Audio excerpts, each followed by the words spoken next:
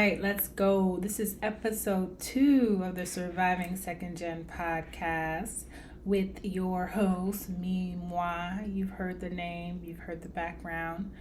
But I'm really excited to get into today's episode. We're going to get into some psychological stuff, the stuff that I really enjoy talking about, just psychology, the mind, the things that I went to school for. We're going to talk about that and really relate it to the theme of this podcast is, the life of second generation immigrants. So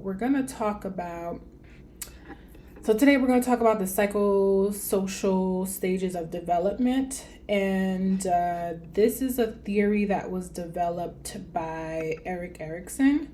So he's a psychologist of European descent. He's actually German American. And he's a major psychologist, theorist in the field of psychology. So he's one of the GOATs. And this is a stage of development theory that he proposed and came out with the earliest version in 1958. So that may sound like a long time ago, the 1950s, but honestly, he's actually considered one of the newer theorists in psychology because actually a lot of psychology theories are super duper old, like beyond the 1950s or before then, when you think about like individuals like Sigmund Freud, who still have a lot of clout today. Like he's a very prominent figure in psychology, but he was born in the 1800s and, some of his theories came out in the 1900s. So, that's someone who's super prominent. Like, his theory of psychoanalysis is very prominent in the psychology and mental health field. But again, Erik Erikson is one of the newer theorists and psychologists, and his theories are one of the newer ones. So I know for me, I really resonated with his theories when I was learning about it in grad school. I first learned about it in undergrad because I was a psychology major, but in grad school, when we actually took the developmental stages or personality, I think it was a personality course, because this is definitely considered a personality theory. I enjoy that class in general because I love learning about personality and theories. So this was one of the ones that resonated with me from a long time ago, that I was like, oh, okay, these stages and these theories make sense, right? Because there's a lot of theories and ideas about development from different psychologists. So that's the point of psychology and just different fields, right? There's theories out there, and we as individuals take, the different theories and use them as we see fit, right? We have that discretion as practitioners to use different theories in our scope that we see or feel makes sense for us. So again, this is one that really resonated with me, that I still tap into this day when I, work with clients.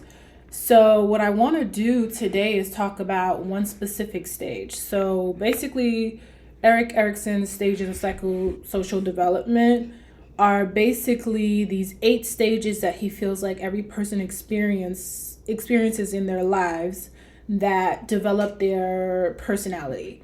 And basically, in each stage, there's something that you're trying to overcome or crises that you're trying to work through. And if you can successfully work through them, then that then sets up the stage for you to get through the next stage. So there's different stages that you go through in each age. And if you overcome the stage in the right way in that age, then you're able to get to the next stage and the next stage and the next stage. And then ultimately that helps you become a healthy and whole adult, a successful adult, successful person in society, right? But if you don't complete each stage, then that can result in you having this reduced ability to be a healthy and whole adult and have a really good sense of self. So going through these stages and actually achieving each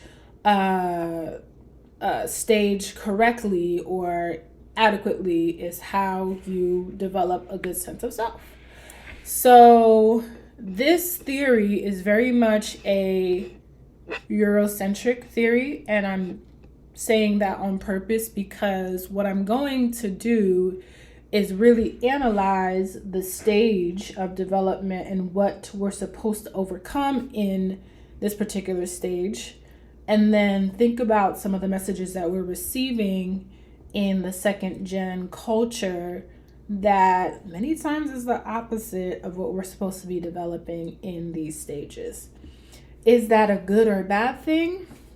I don't know. That's something to really think through, right? Because who says a Eurocentric view of development is the correct view? But again, when we think about a person who's a second generation immigrant and the household that they're in and the messages that they're receiving in their household that is based off of their ethnic identity versus the messages that they're receiving outside of the household as an American, and how that can clash if those messages are different. So that's what I want to highlight today in this episode are the different messages that are received and how that clash can happen and how that can impact a person's mental health. So as I was saying before, there is a stage for each level of development that you have to go through. There is an age where you go through all of them. There's 8 stages, and in each stage, there's a psychosocial crisis. And we think about, and when we say psychosocial, we're talking about a combination of your personal sense of self, so that's the psycho, and the social is how you appear in your social environment, so in your world. So the stages start from like right in infancy. So from 0 to 1.5, there's a stage. And then there's a stage from 1.5 to 3. And then there's a stage from 3 to 5 years old. So we're going to start with the 3 to 5 year old stage because I feel like that's a lot of people's earliest memory. You know, it's hard for you to really remember the other ages. So we're just going to start there for the purposes of helping you understand the stage and helping you kind of think back about where you were at that time. So this is stage 3, and this starts at the age of 3 and ends at about the age of 5.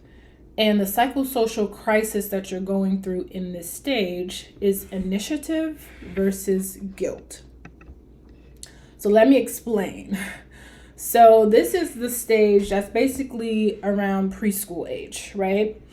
And this is a stage where you're learning the ability to do things on your own, such as dressing yourself, such as initiating conversations with your peers,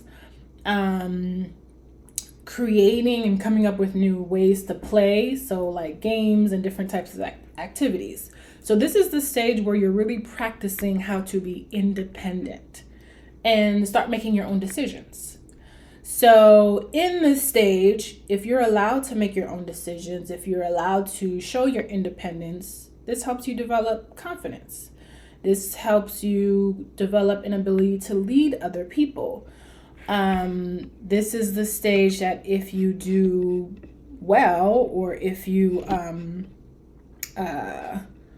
accomplish the things that you need to accomplish in this stage, you are able to learn interpersonal skills. So how to understand other people socially. And you basically feel secure in your ability to lead other people and really make strong, healthy decisions. However, if you don't do well in this stage, you end up feeling a sense of guilt.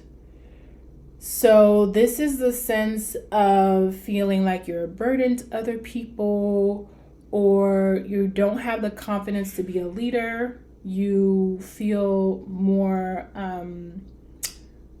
comfortable in the role of being a follower. This is also where you feel like you don't have the ability to ask questions to build knowledge, because this is very much a stage where you're trying to build knowledge. So to know more about things in life, to understand things, understand people.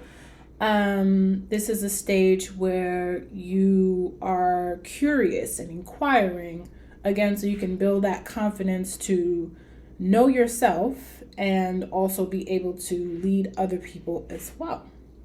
And if you're not able to do this, there are these feelings of guilt that come up because you're not able to do this effectively.